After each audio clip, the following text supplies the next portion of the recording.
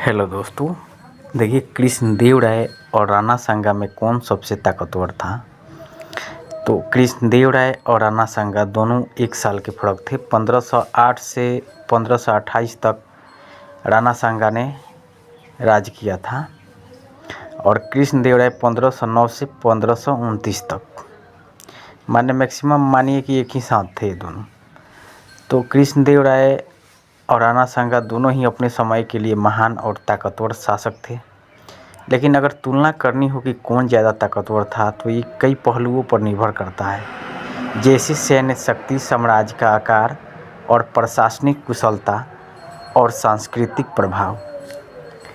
कृष्णदेव राय 1509 से 1529 में विजयनगर साम्राज्य के सबसे महान शासक माने जाते थे।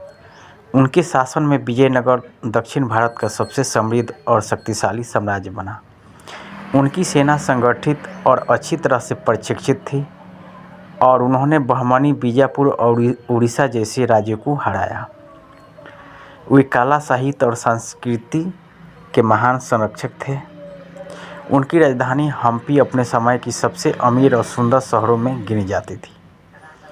वहीं पे राणा सांगा 1508 से 1528 तक राज किया। वो मेवाड़ के राजा और राजपूत संघ के नेता भी थे। उन्होंने दिल्ली, मालवा और गुजरात जैसे कई मुस्लिम शासकों को हराया।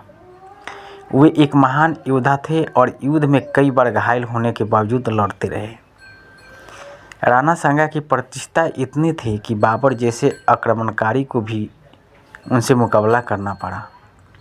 हालांकि खानवा की लड़ाई 1527 में बाबर से हार गए, लेकिन उनकी बहादुरी इतिहास में अमर है।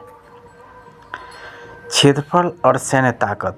कृष्णदेव राय का साम्राज्य बड़ा था और उनकी सेना संगठित थी। योद्धा रूप में राणा सांगा ज़्यादा वीर योद्धा माने जाते हैं। उन्होंने अनेक युद्ध में व्यक्तिगत नेतृत्व दिया था।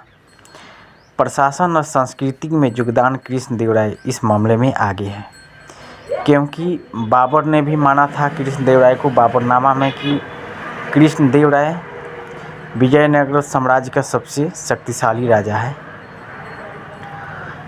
और बाबर ने राणा सांगा को हरा दिया था 1527 में।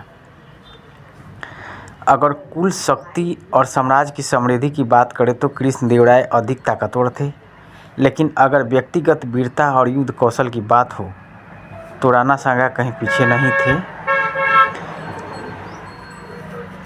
तो ये बात है क्योंकि बाबरनामा में बाबर ने खुद कबूल किया है कि कृष्णदेव राय सबसे शक्तिशाली राजा थे और उन्होंने कभी भी कृष्णदेव राय से नहीं लड़ा था, लड़ने की ख्वाहिश भी नहीं की थी, क्योंकि उसको पहले से अनुमान था विजयनगर साम्राज्य के बारे में।